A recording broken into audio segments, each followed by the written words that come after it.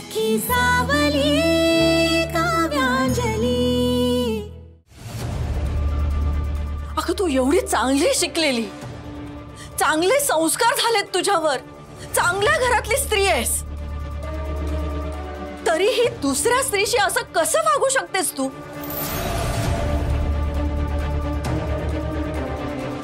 आणि आत्ताच नाही, या आधीही अशी वागलीस तू। हे बघ, मोठ्या बहिणीच्या नात्यानं मी तुला अडवणार आणि माझ्या विरोधानंतर सुद्धा तू प्रीतम आणि अंजलीला वेगळं करायचा प्रयत्न करणार असशील तर माझं आणि तुझं नातं संपलं असं समज।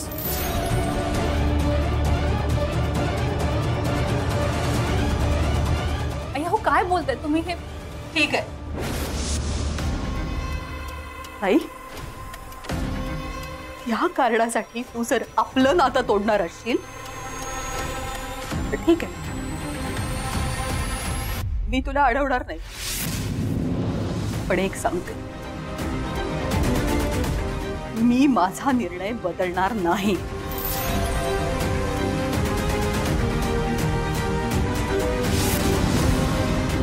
तुला तुझ्या सुनेची बहीण महत्वाची वाटते ना ताई, तसंच मला माझं कुटुंब, माझा मुलगा महत्वाचा वाटतो आणि त्यांच्यासाठी मी काहीही करेन, कुठल्याही थराला जाईन। मी ह्या पेपर्सवर अंजलीच्या सह्या घेणारच।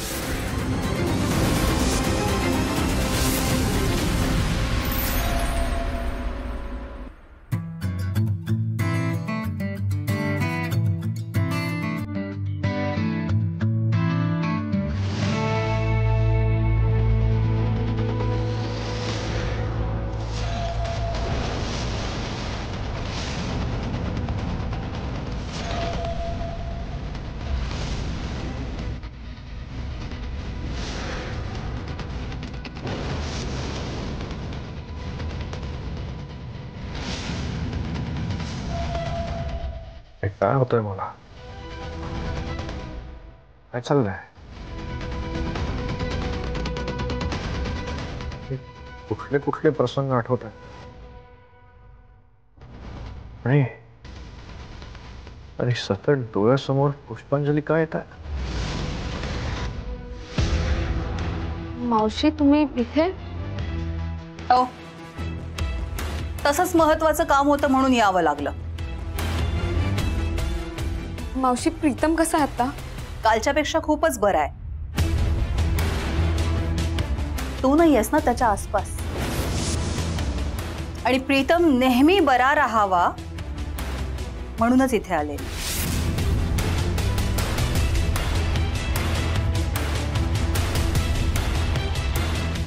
मावशी ऐका ना मावशी, प्लीज प्लीज नको मावशी। या पेपर्सवर सह्या कर। तुझ्या आणि प्रीतमच्या डिवोर्सचे पेपर्स आहेत।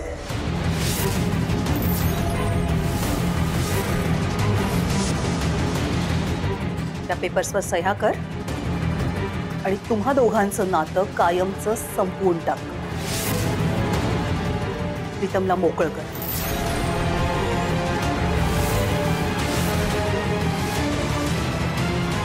कसं आहे ना,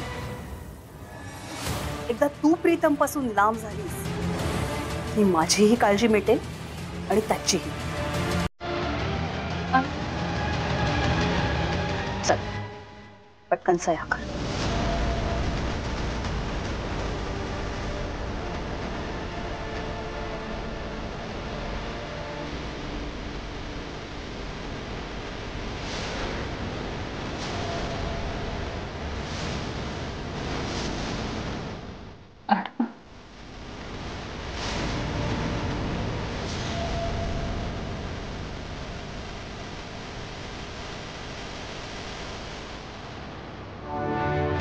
नाही मावशी, मी ह्या पेपर्सवर सह्या करणार नाही।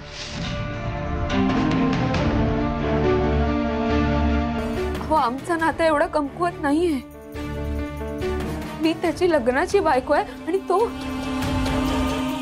माझं सर्वस्व आहे।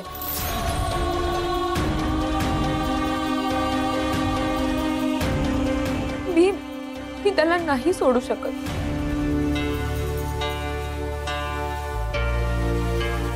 त्यानं माझ्या गळ्यात हे जे घातलंय ना, ते फक्त मंगळसूत्र नाही, 7 जन्मांच्या साथीचं वचन आहे ते.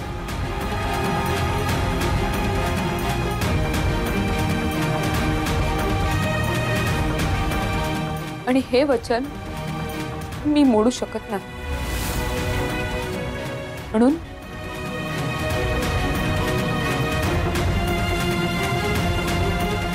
मी या पेपर्सवर सह्या करणार नाही.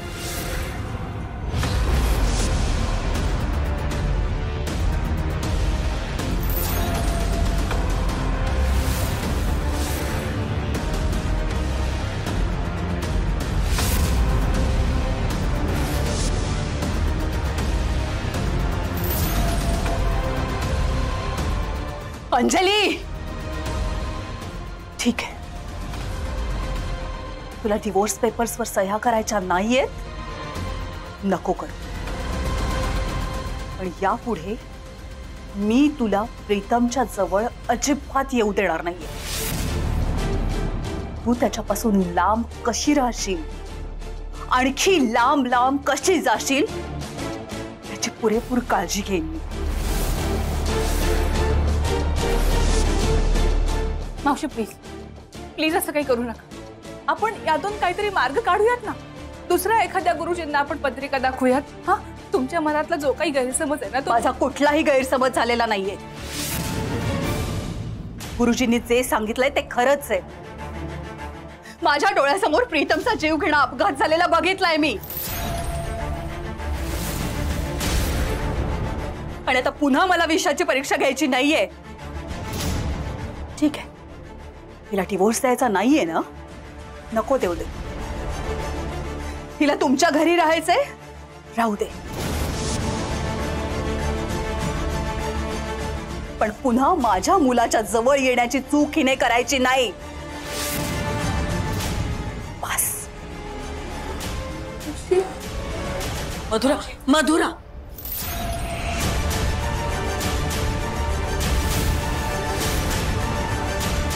नाही मधुरा, मधुरा, मधुरा खरंच वेड्यासारखी वागते. अक्कल गहाण ठेवले तिने. अंजली बद्दल त्यांच्या मनात जे काही भरवलं गेलं ना, त्यामुळे हे सगळं होत आहे.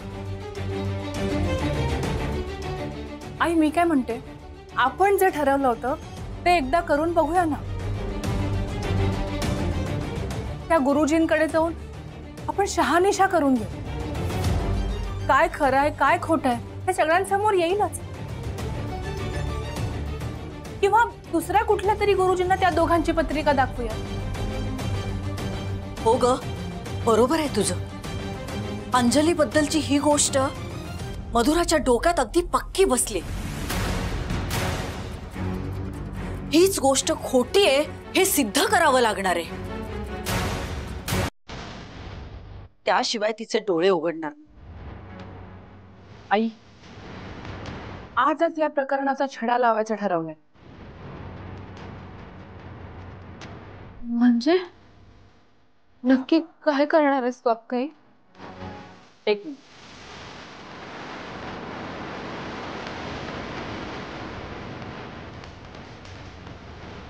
हॅलो, हा शलाका, काव्या बोल. येतेस ना तू? ठीक आहे, अर्ध्या तासात भेटू.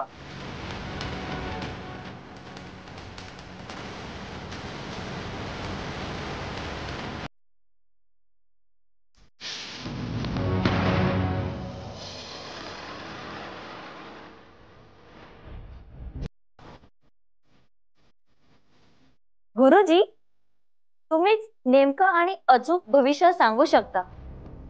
काय वाटतं, कशा आहेत या पत्रिका? उत्तम. लाखात एक जोडी आहे. 36च्या 36 गुण जुळतायत. क्वचित अशा पत्रिका पाहायला मिळतात. ह्या दोघांचं लग्न झालंय का? नाही हो, नाही झालं. पण व्हावं अशी इच्छा आहे सगळ्यांची. व्हायलाच पाहिजे. लवकरात लवकर पार उडवून द्या. दोघेही सुखी संसार करतील. पण याआधी नेमकं उलट सांगितलं होतं तुम्ही गुरुजी.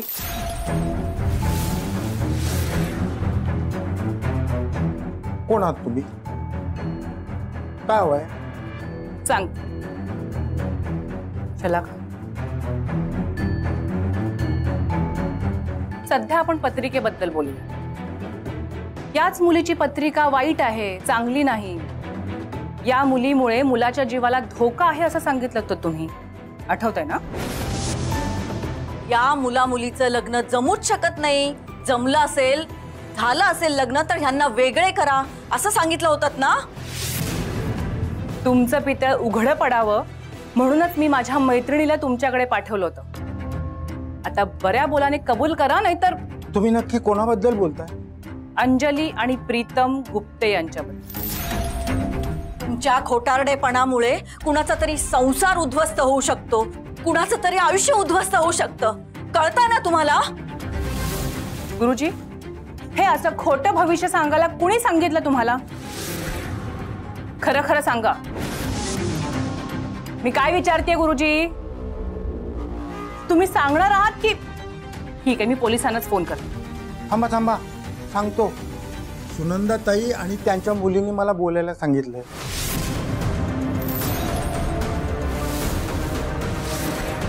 त्या दोघी माझ्याकडे आल्या होत्या. जास्त पैशाचं आमिष दाखवलं होतं त्यांनी मला. मला माफ करा हो, चूक झाली माझी. मला पोलिसात देऊ नका. ठीक आहे, तुम्हाला पोलिसात देत नाही, पण त्या बदल्यात तुम्हाला आमच्यासाठी एक काम करावं लागेल. ज्या घरात जाऊन तुम्ही हे सगळं खोटं बोललात तिथेच जाऊन त्यांना सगळं खरं खरं सांगायचं. हो नाही नाही, तुम्ही काय बोलताय ते जमणार नाही मला. हे बघा गुरुजी, तुम्ही घातलेला घोळ तुम्हालाच निस्तरावा लागेल, नाहीतर मी पोलिसांना. ठीक ठीक आहे, मी तयार आहे.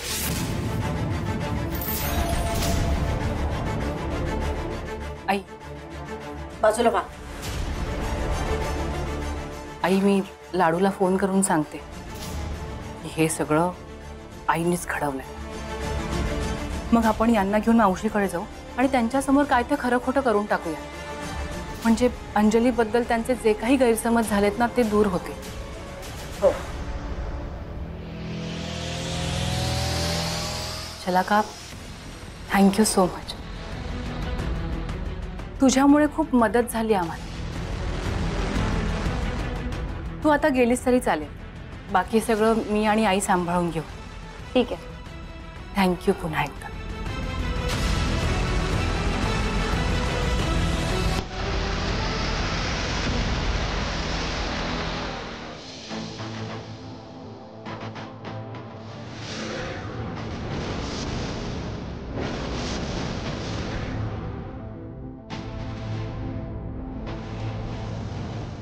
अंजलीला आता प्रीतमच्या आयुष्यात पुन्हा घुसू देणार नाहीये मी. तिला काहीही म्हणू दे, माझ्यासाठी अंजली हा विषय कायमचा संपला.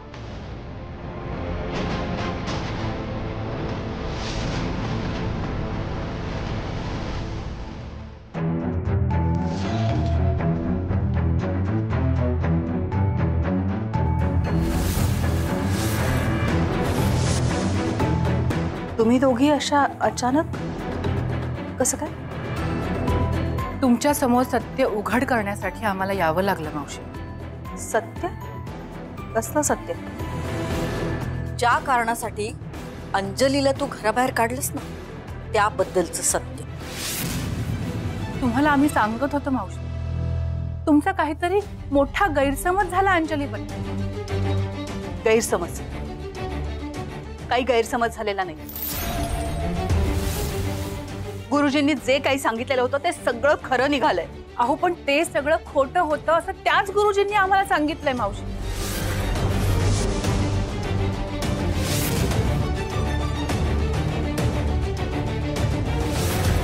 अरे देवा, या दोघी आल्या. हो, आता काय होते कोण जाणे. म्हणजे तुला काय म्हणायचंय? गुरुजी माझ्याशी खोटं बोलत होते? हो, अंजली आणि प्रीतमच्या पत्रिकेबद्दल त्यांनी जे काही सांगितलं ते सगळं खोटं होतं. मधुरा, एवढ्यासाठीच मी त्या गुरुजींचा नंबर तुझ्याकडून घेतला होता. ते किती खोटारडे आहेत हे आम्हाला सिद्ध करायचं होतं. आई म्हणजे तू सुद्धा, आणि त्यांना हे सगळं खोटं बोलायला कोणी लावलं ते सुद्धा कळले आम्हाला.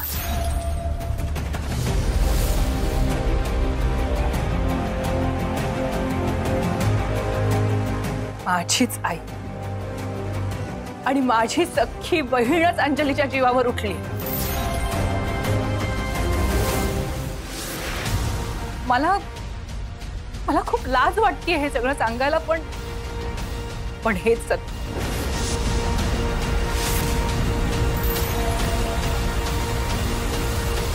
अगं त्या असं का करतील? कारण त्यांना अंजलीचं कधीही भलं झालेलं बघावलेलं नाहीये. आपलं चांगलं होण्यापेक्षा दुसऱ्याचं वाईट कसं होईल याच्याकडे जरा जास्तच लक्ष असतं त्यांचं. काय बरोबर बोलतेय ना मी? नाही, माझा अजूनही विश्वास बसत नाहीये. ते गुरुजी असं खोटं नाटक कशासाठी सांगतील? काव्या, तुझ्या बहिणीचा संसार वाचावा म्हणून तू हे सांगतेस ना?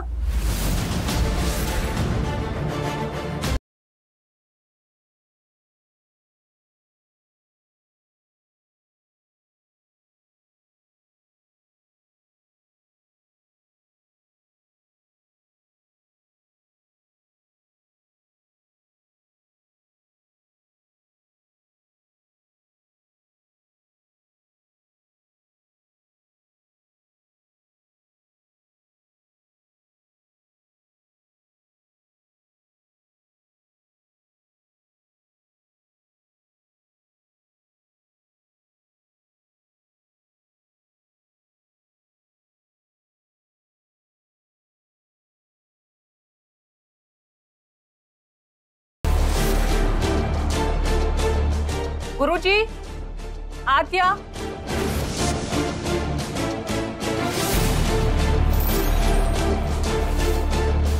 भयंकर अभद्र अशुभाची चाहूल. अहो या दोघांचं लग्नच कसं होऊ दिलं तुम्ही? 36 काय 3 गुणही जुळत नाही या दोघांचे.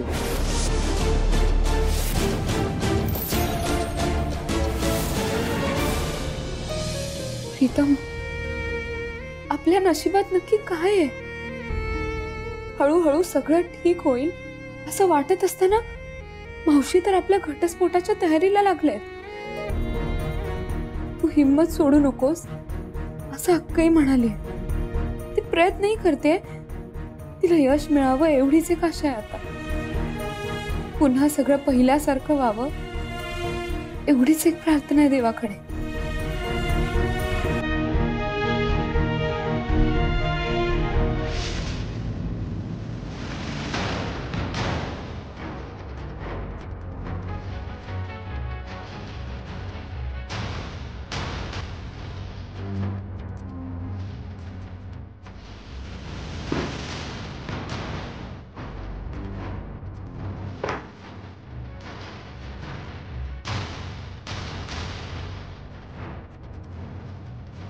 सॉरी भाऊजी, तुम्ही आराम करा, मी जाते बाहेर.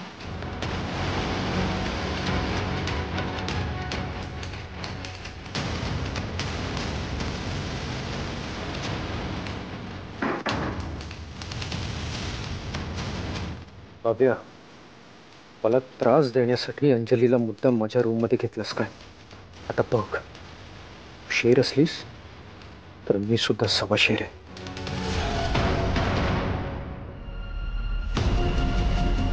मगाशी आमच्या समोर जे काही सत्य तुम्ही कबूल केलं ते मावशींना सांगा.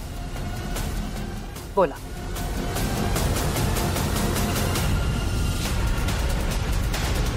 बोला गुरुजी. यांनी तुम्हाला हे सगळं खोटं सांगायला पैसे दिले होते की नाही? सांगा.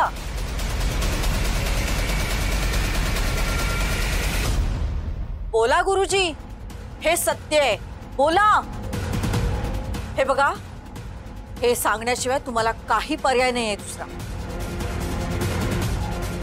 तुमच्या सगळ्या चुका कबूल करा. कसल्या चुका, कसलं सत्य?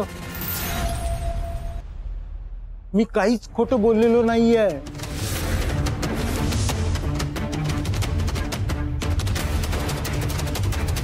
प्रीतम आणि अंजली यांनी एकमेकांपासून लांब राहावे असं अजूनही माझं ठाम मत आहे.